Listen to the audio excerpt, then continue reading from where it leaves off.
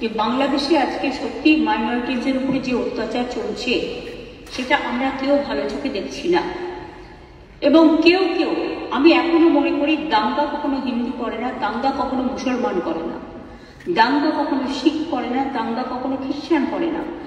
দাঙ্গা করে কতিপয় সমাজ বিরোধী এবং যারা সমাজের বোঝা। সুতরাং এই ব্যাপারটিকে এই অ্যাঙ্গেল থেকে দেখে আমরা সবাই যেন এমন কোনো মন্তব্য না করি যাতে আমাদের কোনো রকম পরিস্থিতি বাংলায় এটাকে নিয়ে খারাপ হয়। আমি কৃতজ্ঞ যে একদিকে হিন্দু ধর্মের মানুষরাও প্রতিবাদ করছেন, অন্যদিকে সংখ্যালঘু ইমামরাও কালকে প্রেস কনফারেন্স করে পরিষ্কার বাংলাদেশে যে মাইনরিটিদের উপর অত্যাচার হচ্ছে তারাও কিন্তু এটাকে তীব্র নিন্দা করেছেন এবং মাইনরিটিদের সেফটি এবং সিকিউরিটির ব্যাপারে বলেছেন। এটা বাংলায় প্রথম, যারা মনে রাখবেন এটা আমাদের ধর্মনিরপেক্ষতার একটা প্রধান একটা স্তম্ভ।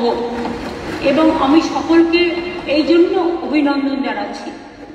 আমাকে অনেক সংখ্যালঘু সম্প্রদায়ের অনেকে বলেছিলেন যে আমরা মিছিল করতে চাই প্রতিবাদ করে। আমি বলেছিলাম না, মিছিল করলে অনেকে তো আছে জানে না, এই সময় সুযোগ নেয় রাজনীতি, আবার একটা দাঙ্গা লাগিয়ে দেবে। আমি দাঙ্গা তো চাই না, আমরা দাঙ্গা চাই না, শান্তি চাই। একটা হিন্দুর গায়ে যে রক্ত আছে, একটা মুসলিমের গায়ে সে রক্ত আছে, একটা ভাইয়ের গায়ে যে রক্ত আছে, একটা বোনের গায়ে সে রক্ত আছে, একটা পাঞ্জাবির গায়ে যে রক্ত আছে, একটা শিখের গায়ে খ্রিস্টানের গায়ে সে রক্ত আছে। আমরা নিজেদের মধ্যে ভেদাভেদ না করে, আর কয়েকটি মিডিয়া, আই মাস্ট সে, আমি অ্যাপিল করছি তাদের কাছে, এটা উত্তরপ্রদেশ নয় যে আপনাদের ব্যান করে দেবে, এটা উত্তরপ্রদেশ নয় বা রাজস্থান নয় যে আপনাদের অ্যারেস্ট করে নিয়ে যেভাবে সাংবাদিকদের উপর অত্যাচার হয়েছিল, আমার কাছে ছবি আছে, সেটা করব। কিন্তু আমি নিশ্চয়ই আবেদন করতে পারি, অনেকগুলো ফেক ভিডিও বাজারে চলছে, কোনো একটা পলিটিক্যাল পার্টির পক্ষ থেকে কিছু ফেক ভিডিও চালিয়ে আগুন লাগাবার চেষ্টা করা হচ্ছে। প্লিজ দয়া করে, অনুগ্রহ করে উভয় সম্প্রদায় এর থেকে বিরত থাকুন। আমরা কেউ কিন্তু কারো পক্ষে নয়, সবাই কিন্তু সবার পক্ষে, এটা মাথায় রাখতে হবে। আমি বারবার বলি, ধর্ম যার যার আপনার, উৎসব কিন্তু সবার। বাংলাদেশের ব্যাপারে government of India, late government of India to decide. এখানে আমরা যেন কেউ অতিরিক্ত কথা না বলি এবং অতিরিক্ত কথা বলে পরিস্থিতিটা নষ্ট না করি। যারা ভাবছেন এটা নিয়ে রাজনীতি করবেন তারা জেনে রাখুন, ওটা করতে গেলে আপনার রাজ্যেরও ক্ষতি হবে, ওখানেও যারা আমাদের বন্ধু বান্ধবরা আছে, ভাই বোনেরা আছে, তাদেরও ক্ষতি হবে।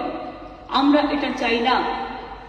গভর্নমেন্টের কতগুলো পলিসি আছে, যেমন এক্সটার্নাল অ্যাফেয়ার্স পলিসি, এটা গভর্নমেন্ট অফ ইন্ডিয়ার ভাগ্যে পড়ে, আমাদের নয়, ওদের জুরিসডিকশনে পড়ে। অনেকে ওপার বাংলা থেকে এপার বাংলা আসতে চাইছে, কিন্তু তারা ঢুকতে পারছে না। আমাদের কোনো আপত্তি নেই, কিন্তু সেখানে বর্ডার সিকিউরিটি ফোর্স দায়িত্ব নিয়েছেন, তারা আসতে দেবে কি দেবে না এটা তাদের ব্যাপার, সেই নিয়েও আমি কোনো কটু মন্তব্যে যাব না।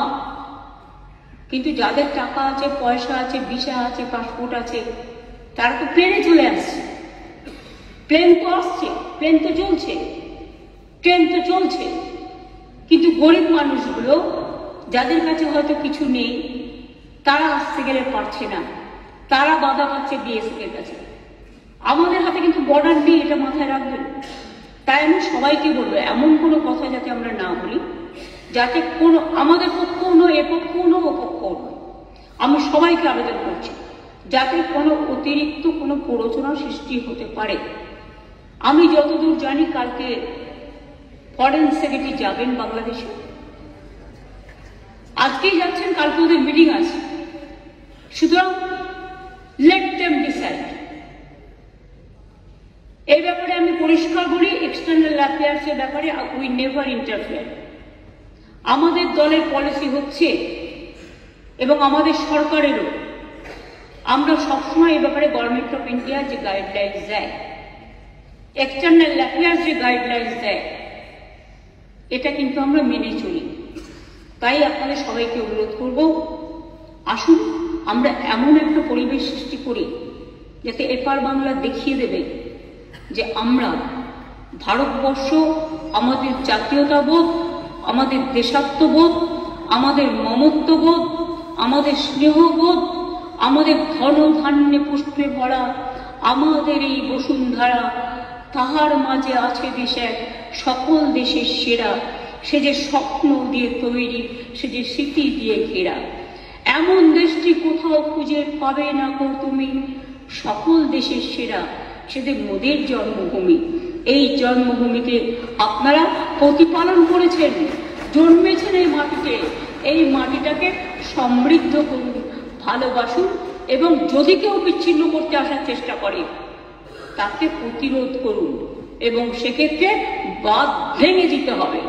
আর যারা কেউ কেউ বলছে বিহার দখল করব, উড়িষ্যা দখল করব, আমি বলি ভাই ভালো থাকবেন, সুস্থ থাকবেন, সুন্দর থাকবেন, কিন্তু এত বড় হিম্মত আপনাদের কেন? কারণ নেই যে বাংলা, বিহার, উড়িষ্যা সব নিয়ে নেবেন আর আমরা বসে বসে লালিপপ খাবো। এটা ভাববার কোনো কারণ নেই। আমরা যথেষ্ট সচেতন নাগরিক এবং আমরা যথেষ্ট সক্রিয়, কিন্তু আমরা ধৈর্যের পরীক্ষা দিই। তার কারণ এটা আমরা রবীন্দ্রনাথ ঠাকুরের কাছে শিখেছি যে আগুনের পরশমণি ছোঁয়াও প্রাণী, এই জীবন পূর্ণ করো, এই জীবন পূর্ণ করো, এই জীবন পূর্ণ করো। তাই আমি মনে করি ভারতবর্ষের অখণ্ড আমাদের সকলের অখণ্ড, এবং আমরা সবাইকে রক্ষা করব। এটাই আপনাদের সকলকে আমি আবেদন জানিয়ে গেলাম। যেহেতু হাউস চলছে,